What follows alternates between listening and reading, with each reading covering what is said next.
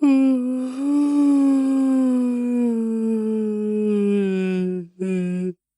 her. I started with a fake one, ended with a real one. Just so you know. Yeah. Yeah. All right. Well, honey, how you doing? I'm good. How you doing? I'm doing all right. So today we're gonna do some more learning in the Bible. Yeah. You ready for more learning in the Bible? I'm ready. Okay. So we're not continuing in Lamentations from last week because we finished the entire book of Lamentations, and it was just some unknown person, not Jerry, that was. I mean, we don't know. Well, okay, we ultimately don't know, but it probably wasn't. Anyways, he was just bitching more and more about Israel and all this other stuff and everything that happened up until this point. But in the actual story, just to remind you guys, last time Nebi appointed Gettalyfe, that's with a Y, by the way, Gettalyfe with a Y, to be king of Jerusalem and let Jerry pick what happened to him. And Jerry chose to stay at a Holiday Inn in Jerusalem. And that's where Jerry resided at for this point in time. People began to learn about Gedalife's appointment. Everyone wanted to see this D-list rapper and reassure him that it's really not the end of his career to be appointed here. It kind of seemed like the end of his rap career, but I mean, his rap game was strong apparently. So there was this remnant of Jews that was like everywhere, like everywhere else other than like Jerusalem. And they ended up getting a whole bunch of wine together and a whole bunch of fruit, and they had a drunken fruit party in Jerusalem. That's not what we... Johanan, who's just some random fuck in Gedalife's entourage, came to Gettalyfe to warn him about Ishmael. Ishmael was going to release a new rap album that was going to talk a lot of shit about Gettalyfe. Not what happened. He's going to start a beef war with him. A beefy turf war. Ishmael ended up releasing his album, and then his gang, his posse, ended up slaughtering Gettalyfe, not just in sales but also in life. They slaughtered Gettalyfe. They just cut him off from the fountain of life. Anyways, but he did it in an old-fashioned drive-by. So it was like a multi-car drive-by because, these people have just posses that are huge. I mean, it wasn't. They killed him with a sword. Anyways, 80 guys in this other area of the world just randomly decided to shave off all their beards and get naked to go and give offerings to both God and Gedaliah. Ishmael slaughtered all them bitches too because they were part of Gedalife's posse, and so they just had to take care of them. Although he did spare a few of them because it brought some sweet ass barbecue, but that was bad. I mean, ribs are powerful. Okay. I've turned you against all other types of ribs. I mean, that is fair. See? The rest of the people in Gedalife's posse and his gang was sent to the Ammonites. In case you don't know, Ammonites are kind of like that weird cult that worships guns and wears crowns of bullets. That's who the Ammonites are. It's not. Don't listen to him. Johanan heard about Ishmael's bullshit and did a street gang warfare on Ishmael. From then on, Johanan was known as J-Dizzle, and he took the territory back from Ishmael, but Ishmael ended up escaping to the Ammonite territory. I guess he maybe became a chief shotgun priest there or something like that. I don't know. J-Dizzle were scared, or J-Dizzle and his entire gang of people were scared of Babylon, and so they went to Egypt. Before they decided to do that, though, J-Dizzle asked Jerry for some advice, and Jerry was like, bitch, fuck, I don't know, go ask God. And so they promised that they would just go and ask God and do whatever God says. Well, 10 days later, Jerry gets a vision from God, like a little note that God passed in Jerry's sleep, that J-Dizzle needed to just stay the fuck home and not go to Egypt. Well, when Jerry confronted J-Dizzle about this, and Jerry told J-Dizzle that if they left, they would all die of like really horrible shit. Like just the most horrible shit that you can imagine, that's what they would die of. Well, J-Dizzle got really pissed off, called Jerry a dirty fucking liar, and went on ahead and went to Egypt. Oh, they also kidnapped Jerry at this point too. What they probably did was they probably wrapped like chains around his arms and like drug him behind whatever kind of caravan they were amassing. And so Jerry was taken to Egypt. So if they were going to die, Jerry was going to die too. So, I mean, at this point, Jerry's like, fuck, bring it. I don't care anymore. Jerry went with them, like I said, and God told Jerry to bury some rocks out in front of Egypt's, I guess, king, like the entrance to the castle or whatever in the fuck they've got. I don't know. Do they live in pyramids? They might live in pyramids. Anyways, that was to symbolize how the Babylonians are going to come and spank their fucking asses right on those rocks. They're just going to bend them over it and just fuck them up. Jerry had another vision given to him by God.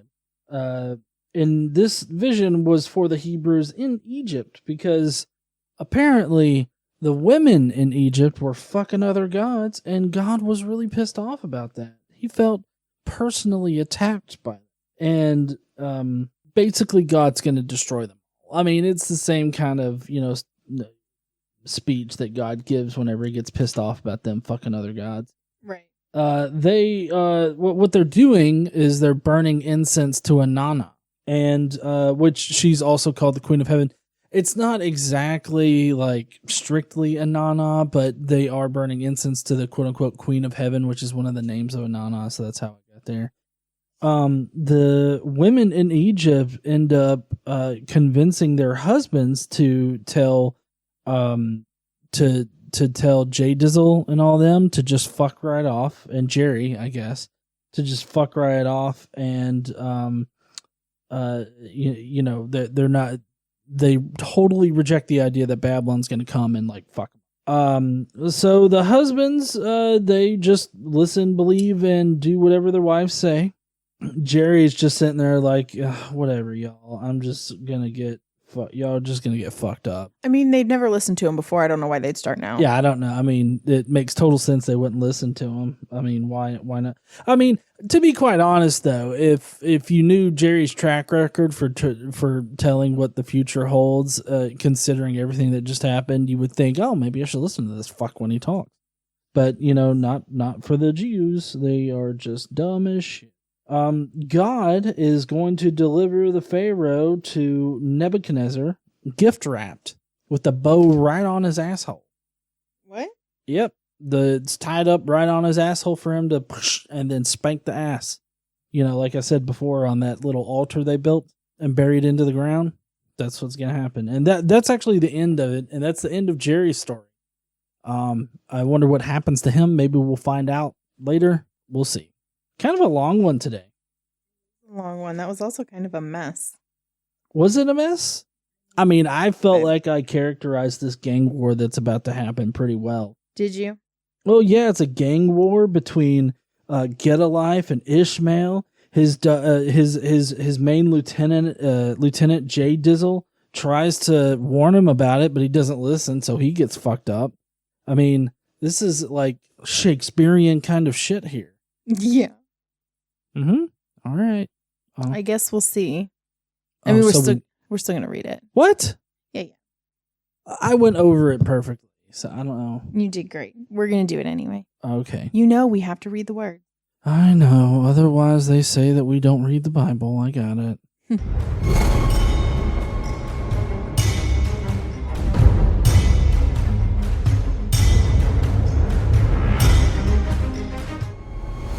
What's up, heathens? How y'all doing? So obviously I got a few things wrong. Obviously. It's still a turf war, and they still definitely fuck everybody up, and everybody's going to get fucked up by God. So, I mean, that's just a fact. Yeah. Mm-hmm. Biblical fact. Not alternative, biblical. Biblical. Okay. I mean, are you ready to start reading? We've got a lot to get through, so we're going to try to get through it all. Okay. Yes. We're going to do, we have a little bit of 2 Kings, right? So Mm-hmm. that's where the story's at. And then we're going to have some Jeremiah prophecy. And this is actually the end of Jeremiah today. Oh, really? Mm-hmm. Okay. So are you ready to start? I am so ready to start. We're going to start. There's a little bit of 2 Kings here, but we're going to start with Jeremiah chapter 40, verse 7. That's where we're starting today. Okay. Okay. And just, I know John kind of told you, but just as a reminder where we left off, Judah was basically ransacked. They got the wrath of quote unquote God/Babylon, right? Mm-hmm. And Nebuchadnezzar appointed, you use all these fucked up names. Now I have to look it up. Gedaliah. Gedaliah. And Nebuchadnezzar appointed Gedaliah, the governor of Judah, over the remnants, those few that are left in Judah. So that's where we are in the story. Okay. Okay. When all the army officers and their men who were still in the open country heard that the king of Babylon had appointed Gedaliah, son of Ahikam, as the governor over the land and had put him in charge of the men, women, and children who were the poorest in the land and who had not been carried into exile to Babylon, they came to Gedaliah at Mizpah. Ishmael, son of Nethaniah, Johanan and Jonathan, the sons of Kareah, Seraiah, son of Tanhumeth, and the sons of Ephi, the Netophathite, and Jezaniah, the son of Maachathite, and their men. Just so you know, Jezaniah is also... Oh, Jezaniah or Jezaniah, same difference. There's another name here in a little bit. I'll tell you there's two different names. It's a J name and an A name, but it's the same person, supposedly. Okay. So Gedaliah, son of Ahikam, the son of Shaphan, took an oath to reassure them and their men. So he's trying to reassure the officers that have come to see him. Right. Do not be afraid to serve the Babylonians, he said. Settle down in the land and serve the king of Babylon, and it will go well with you. I myself will stay at Mizpah to represent you before the Babylonians who come to us. But you are to harvest the wine, summer fruit, and olive oil, and put them in your storage jars, and live in the towns you have taken over. So he's basically just telling, go on with your lives like nothing happened, essentially. Oh, okay. Right. When all the Jews in Moab, Ammon, Edom, and all the other countries heard that the king of Babylon had left a remnant in Judah and appointed Gedaliah, son of Ahikam, the son of Shaphan, as governor over them, they all came back to the land of Judah, to Gedaliah at Mizpah from all the countries where they had been scattered, and they harvested an abundance of wine and summer fruit. Johanan, son of Kareah, Kareah, Kareah, Kareah, we'll go with that.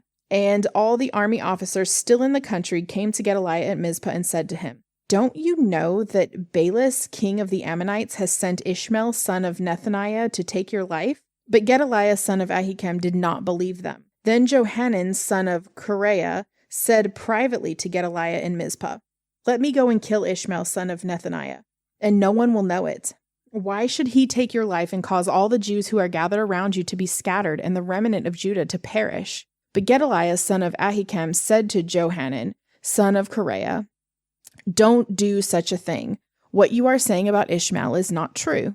In the 7th month, Ishmael, son of Nethaniah, the son of Elishama, who was of royal blood and had been one of the king's officers, came with 10 men to Gedaliah, son of Ahikam, at Mizpah. While they were eating together there, Ishmael, son of Nethaniah, and the 10 men who were with him got up and struck down Gedaliah, son of Ahikam, the son of Shaphan, with a sword, killing the one whom the king of Babylon had appointed as governor over the land. Ishmael also killed all the men of Judah who were with Gedaliah at Mizpah, as well as the Babylonian soldiers who were there. The day after Gedaliah's assassination, before anyone knew about it, 80 men who had shaved off their beards, torn their clothes, and cut themselves came from Shechem, Shiloh, and Samaria, bringing grain offerings and incense with them to the house of the Lord. My guess is they were mourning because of what had happened in Jerusalem. Okay.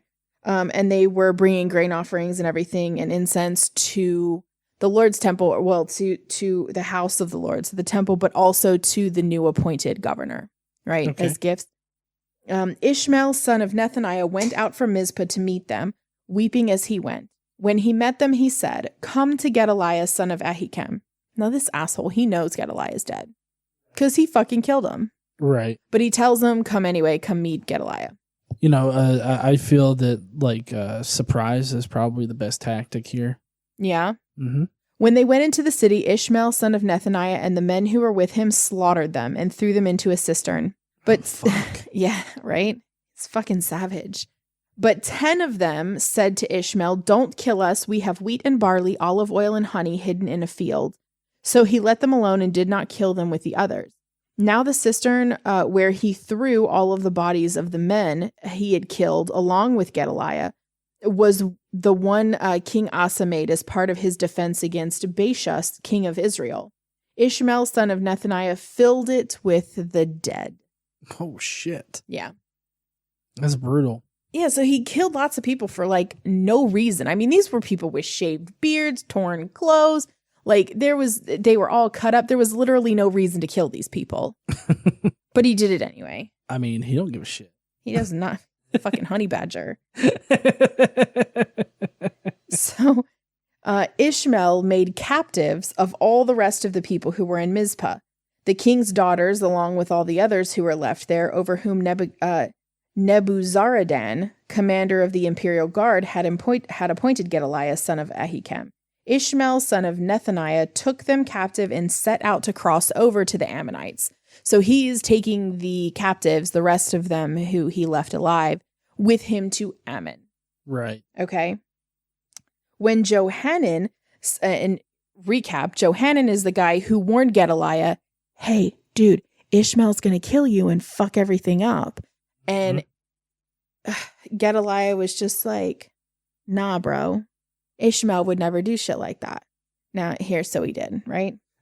So when Johanan, son of Kareah, and all the army forces who were with him heard about the crimes Ishmael, son of Nethaniah, had committed, they took all their men and went to fight Ishmael, son of Nethaniah. They caught up with him near the great pool in Gibeon. When all the people Ishmael had with him saw Johanan, son of Kareah, and the army officers who were with him, they were glad. And the people Ishmael had taken captive at Mizpah turned and went over to Johanan, son of Kareah. But Ishmael and 8 of his men escaped from Johanan and fled to the Ammonites. Oh, nice. So, yeah, it said him and 8 of his men, so probably 8 of the 10 that were with him when he killed Gedaliah, they escaped. Oh, okay. Okay, so now all the people he took, though, are now with Johanan, all right? So then Johanan, son of Kareah, and all the army officers who were with him led away all the people of Mizpah who had survived, whom Johanan had recovered from Ishmael, son of Nethaniah, after Ishmael assassinated Gedaliah, son of Ahikam. The soldiers, women, children, and court officials he had recovered from Gibeon. And they went on, stopping at Geruth Kinham, near Bethlehem, on their way to Egypt to escape the Babylonians. They were afraid of them because Ishmael, son of Nethaniah, had killed Gedaliah, son of Ahikam, whom the king of Babylon had appointed as governor over the land. Okay, so this group of people, they're afraid of the Babylonians. Right. I mean, partially because they just came and fucked them up royally. Also because even though it wasn't these people, like someone in their group killed the dude that the king of Babylon appointed. Right. So he's probably going to be upset. I would imagine so. Yeah. So they need some help, advice, guidance, whatever. So they go to Jeremiah, right? So then all the army officers, including Johanan, son of Kareah, and Jezaniah, that's the guy we talked about before. That's the guy I talked about before. Jezaniah, he's also known as Azariah. Okay, so for some reason, Azariah and Jezaniah are the same. Oh, okay. Not sure why.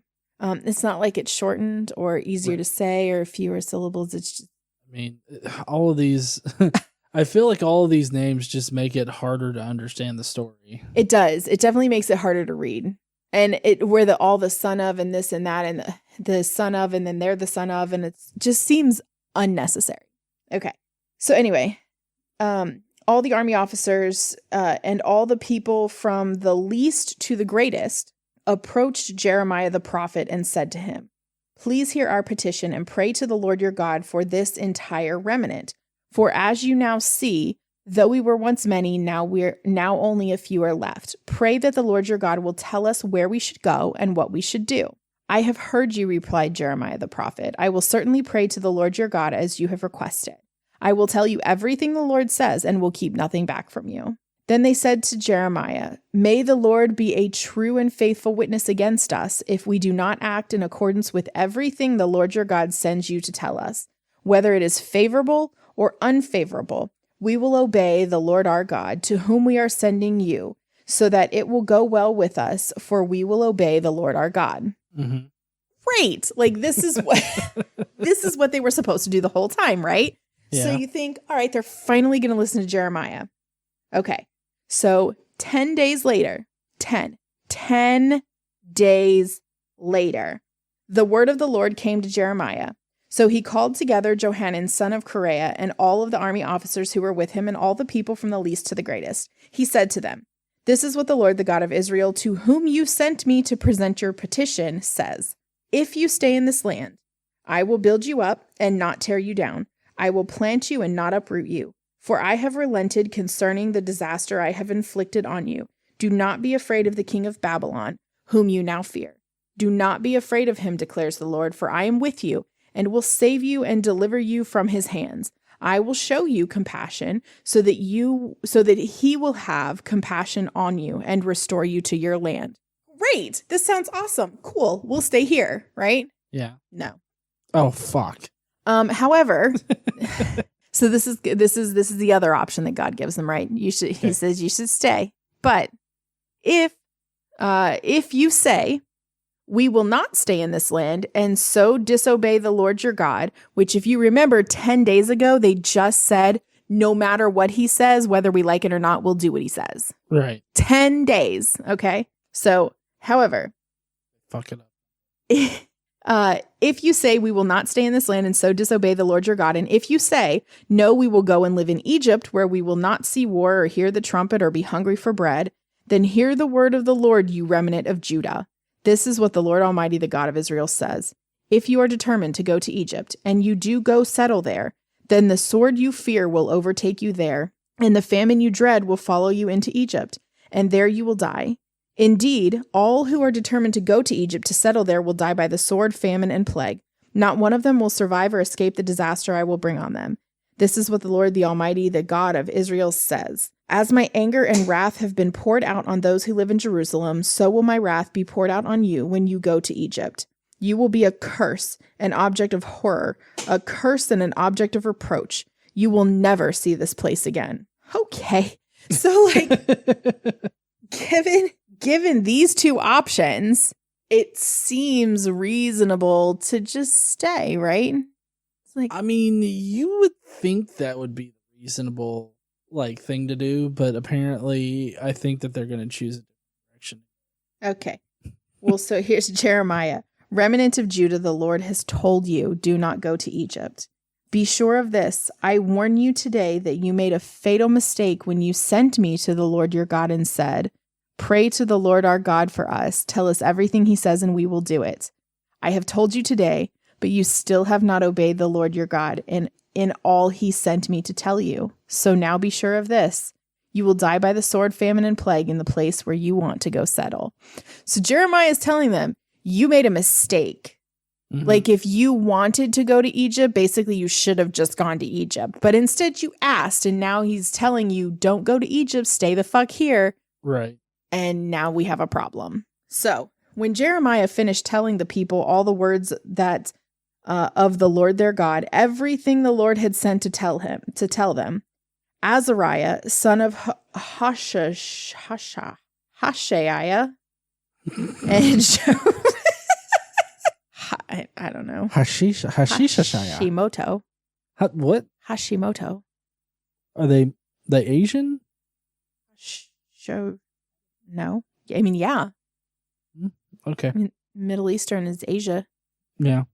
Mm-hmm. So, yeah. Technically. Okay. So, Azariah and Johanan and all the arrogant men said to Jeremiah, "You are lying." This never works out well. Go talk to God. We'll do every fucking thing he says that you tell us. Tell us everything and we'll do it. We'll do anything whether we like it or not. Comes back, tells them, "You're fucking lying." So there we have it. You're lying. All right. "The Lord our God has not sent you to say, 'You must not go to Egypt and settle there.' But Baruch, son of Neriah, is inciting you against us to hand us over to the Babylonians so that they may kill us or carry us into exile to Babylon." So they accuse Jeremiah of working with the Babylonians to get them so that they can kill them. Mm-hmm. Dumbass. So Johanan and all the army officers and all the people disobeyed the Lord's command to stay in the land of Judah. Instead, Johanan and all the army officers led away all the remnant of Judah who had come back to live in the land of Judah from all the nations where they had been scattered. And they also led away all those whom Nebuzaradan, commander of the imperial guard, had left with Gedaliah, son of Ahikam, son of Shaph. The men, women, and children, and the king's daughters. And they took Jeremiah the prophet and Baruch, son of Neriah, along with them. So they entered Egypt in disobedience to the Lord and went as far as Tahpanhes. Wow. Something tells me that God is not this whole disobeying. Yeah. Well, Jeremiah is going to tell him some more shit because he's getting kind of chatty. Yeah. Yeah. He's getting kind of chatty and he's telling Jeremiah a bunch of stuff. So there's a prophecy about Egypt that we're getting ready for. Oh, okay. Yeah. In Tahpanhes, the word of the Lord came to Jeremiah. "While the Jews are watching, take some large stones with you and bury them in clay in the brick pavement at the entrance to Pharaoh's palace in Tahpanhes. Then say to them, 'This is what the Lord Almighty, the God of Israel, says. I will send for my servant Nebuchadnezzar, king of Babylon, and I will set his throne over these stones I have buried here. He will spread his royal canopy above them. He will come and attack Egypt, bringing death to those destined for death, captivity to those destined for captivity, and the sword to those destined for the sword.'" Here's what I don't get about this particular part. Mm-hmm.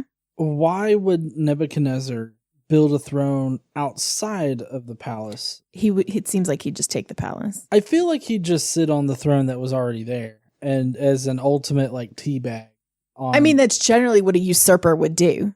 Yeah, you would think, right? Mm-hmm. But not for God. God's like, nope, he's just going to build a special throne over here. And that's what he's going to do. Yeah. But I mean, then it wouldn't be so dramatic because he has to have like he's got to put down some kind of markers so that when it happens, they know it was God. Yeah. Right? If it's just words, then it's like, no, he said it was going to be over there. No, he said it was going to be over there. Bitch, the stones are buried right the fuck here. So, just to be clear, which is weird because God's usually very unclear. Yeah. Clear as mud. Clear as mud. He always is. Mm-hmm. So God is also going to set fire to the temples of the gods of Egypt. He will burn their temples and take their gods captive. He's going to take Egypt's gods captive. Mm-hmm. Seems weird. Considering that no other gods are supposed to exist, yeah, it seems a little weird, doesn't it? As a shepherd picks his garment clean of lice, so he will pick Egypt clean and depart. There in the temple of the sun, in Egypt, he will demolish... temple of the sun is Heliopolis. He will demolish the sacred pillars and will burn down the temples of the gods of Egypt. This word came to Jeremiah concerning all the Jews living in Lower Egypt, in Migdol, Tahpanhes, and Memphis, and in Upper Egypt. This is what the Lord Almighty, the God of Israel, says. You saw the great disaster I brought on Jerusalem and all the towns of Judah. Today they lie deserted and in ruins because of the evil they have done. They aroused my anger by burning incense to and worshiping other gods that neither they nor you nor your ancestors ever knew. Again and again I sent my servants, the prophets, who said, do not do this detestable thing that I hate. But they did not listen or pay attention. They did not turn from their wickedness or stop burning incense to other gods. Therefore my fierce anger was poured out. It raged against the towns of Judah and the streets of Jerusalem and made them the desolate ruins they are today. So I find this part really, really interesting because in one paragraph, God sums up exactly why he did what he did. Right. There are literally no other, if there are other reasons, which there's not, but if there were other reasons that people made up, right here in Jeremiah 44, right in the very beginning of Jeremiah 44, he tells you exactly why. They lie in ruins because they aroused my anger by burning incense to and worshiping other gods.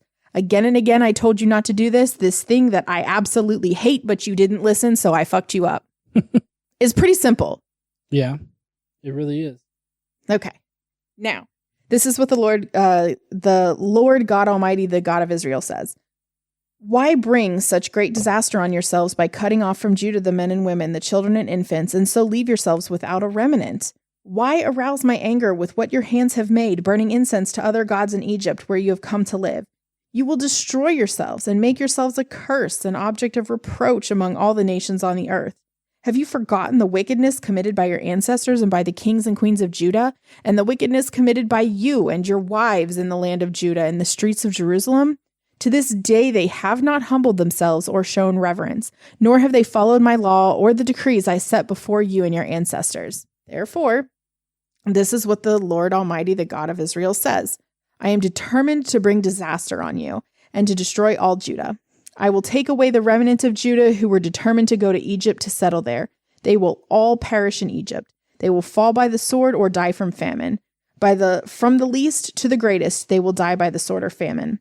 They will become a curse, an object of horror, a curse and an object of reproach. I will punish those who live in Egypt with the sword, famine, and plague, as I punished Jerusalem. None of the remnant of Judah who have gone to live in Egypt will escape or survive to return to the land of Judah, to which they long to return and live. None will return, except a few fugitives. He makes this big dramatic shit of no one will survive, except a few little people over here that we're just not going to talk. We're just going to, little brief footnote. Yeah. Some of them will survive. Well, yeah, I mean, this is kind of expected, though. I mean, he's like all throughout the Old Testament, he talks about how you shall destroy all of them and everything, but then they're not destroyed completely. Yeah, it's very dramatic. Yeah, he likes to make a big show and then not really follow through. So yeah, okay. So all the men who knew that their wives were burning incense to other gods, these are the men who are listening to the prophecy, right? Listening to Jeremiah.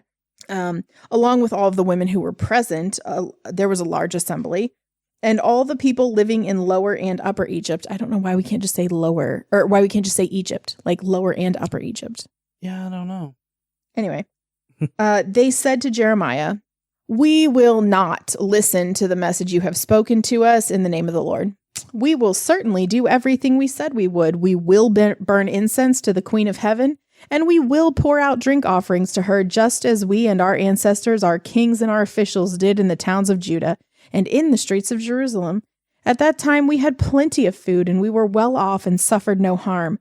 But ever since we stopped burning incense to the Queen of Heaven and pouring out drink offerings to her, we've had nothing and have been perishing by sword and famine. So basically, they just look at Jeremiah and say, fuck you and your God. Yeah. Like, we're going to do the shit we do because when we stopped doing it, shit got fucked up. Yeah. And this is important because this shows, at least for me, this is me being serious right here. Just in case you're wondering. The rest of the time. Yeah.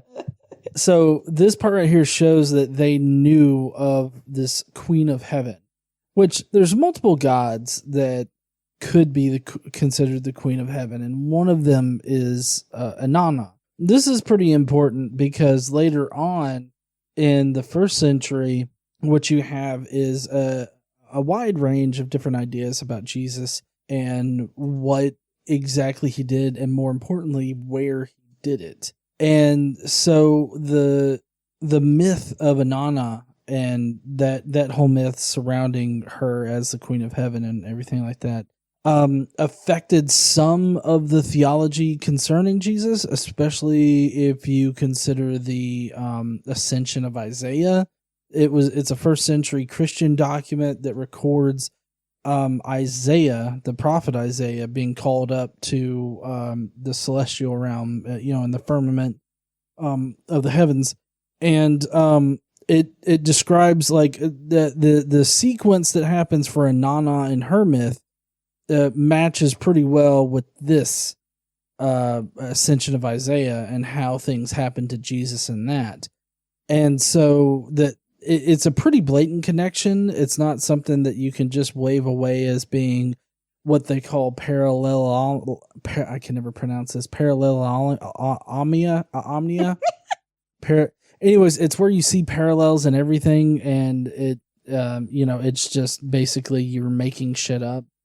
That's not what it is, because it's fairly obvious that in the Old Testament they are aware of these other cultures, these other gods that they're burning incense to, and one of them is the Queen of Heaven, which is one of the names of Inanna. And considering that they also mention Tammuz, which is another god that's related to Inanna, it seems likely that they're talking about Inanna. And so it just it makes it incredibly difficult to say that the Jewish religion wasn't affected by these previous religions, and a syncretism between Judaism and these other religions out there didn't happen and to produce Christianity. It definitely happened, and this is one particular piece of evidence that sort of points us in that direction. Yeah. Sorry. No, I think I like when you do all that. I just don't know what to say after it usually. I'll let you get back to reading the Bible. I'm interested in the story. I know you like the story part of it. Yeah. Okay, the women added, so the men, they just said their piece. They're going to do it because when they were doing it, they were prosperous. When they stopped doing it to not piss off God, then they got fucked up, right? Yes. So the women added, when we burned incense to the Queen of Heaven and poured out drink offerings to her, did not our husbands know that we were making cakes impressed with her image and pouring out drink offerings to her? So apparently now they're admitting to idols, cakes with her image on them, mm-hmm. which, seems complicated for the time.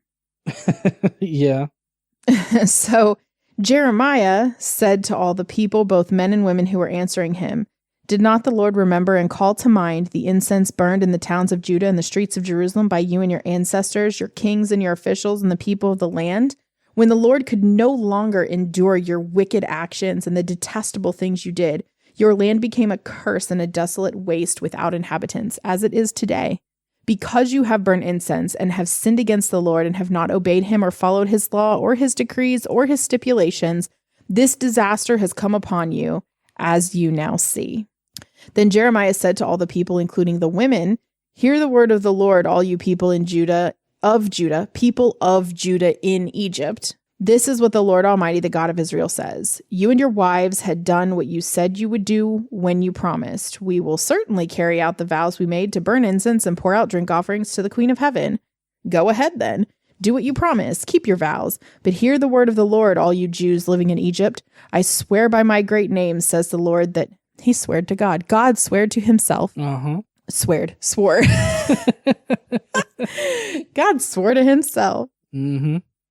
I swear by my great name that no one from Judah living anywhere in Egypt will ever again invoke my name or swear, as surely as the sovereign Lord lives, for I am watching over them for harm, not for good. The Jews in Egypt will perish by sword and famine until they are all destroyed. Those who escape the sword and return to the land of Judah from Egypt will be very few.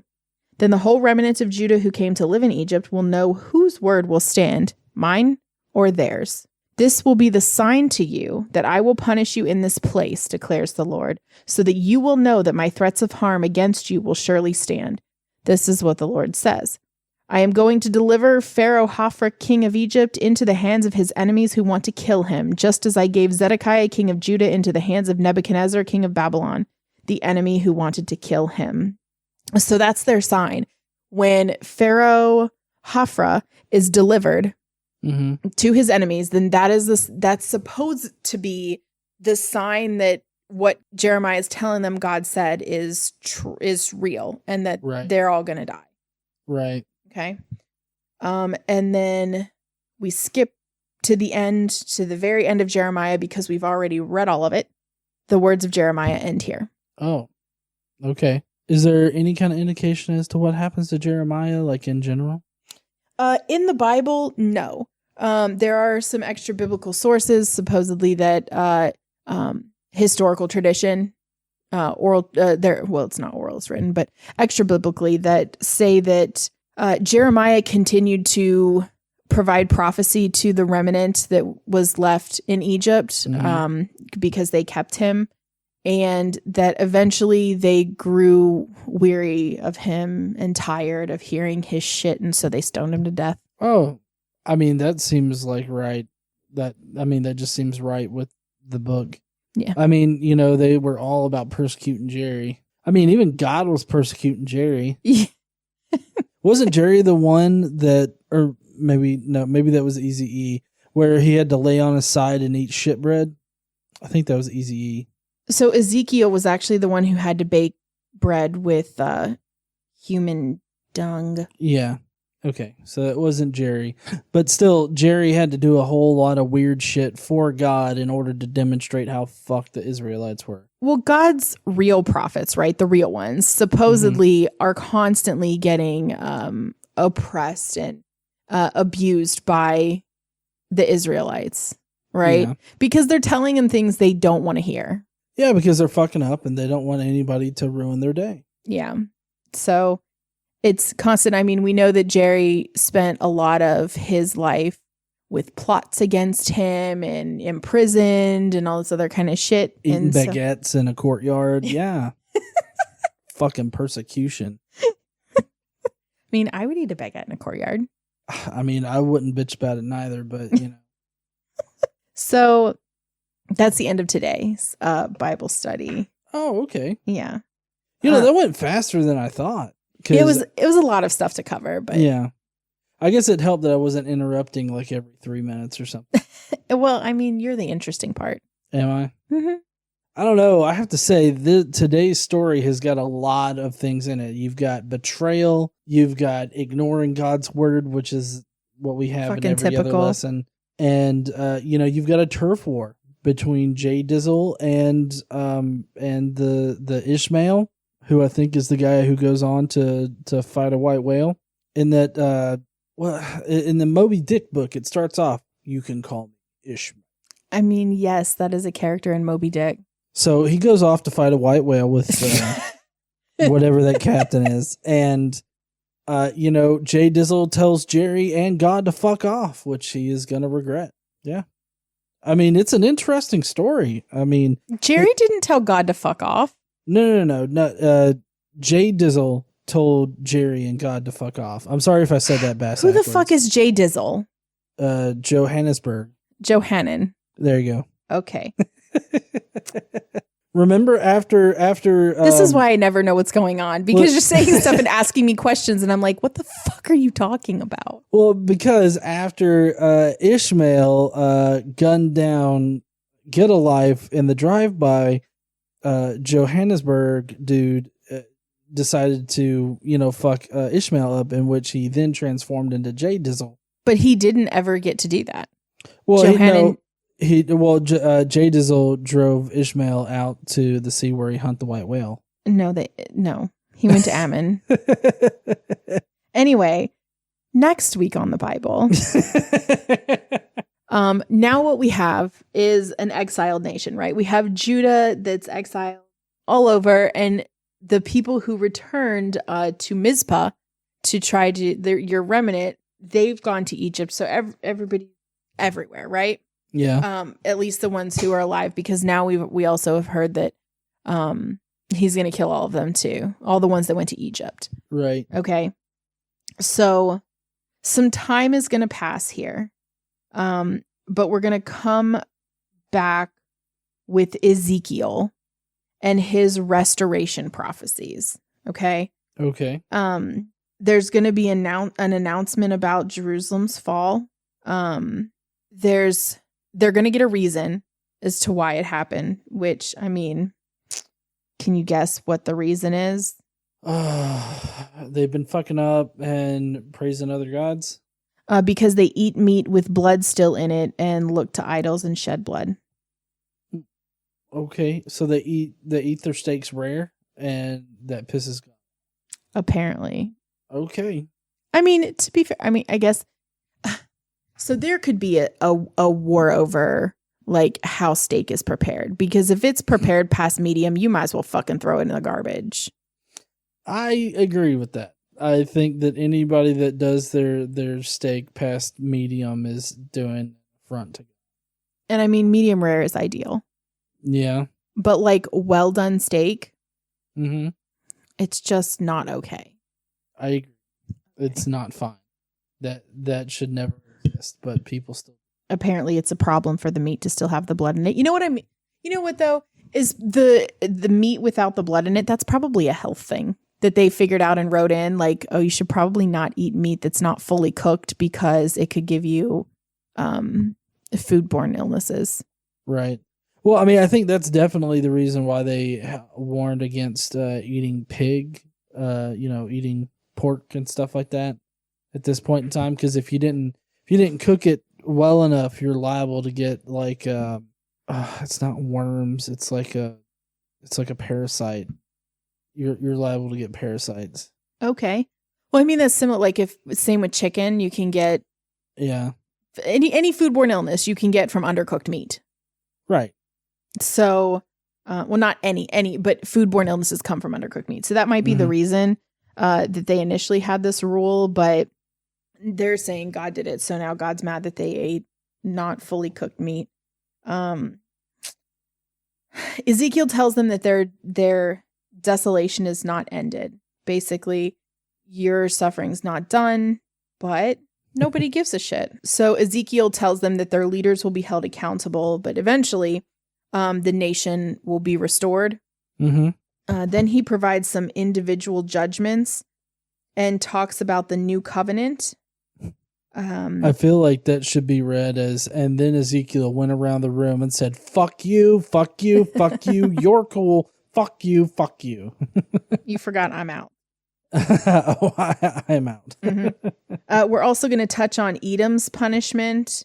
We're going to talk about scorn, how Israel will again prosper, and the taunts, like the way that them being a curse, their name being a curse, that how all of that will cease and their holy name will be honored. There's going to be a new spirit, a great replanting, and the repopulation of the Jews. Oh. Yep. Dum, dum, dum. There's a lot of shit that happens in Ezekiel in the next episode. Sounds like it. All right. Well, heathens, if you want to find out what happens to Ezekiel next week, then I guess you'll have to tune in. Until then, why don't you go down below and leave us a comment with what you thought about today's Bible study. And hey, while you're down there, why don't you smash that like button and subscribe if you like Bible studies like this. And as always, don't forget to stand up and use your voice. Bye, heathens. Bye, y'all.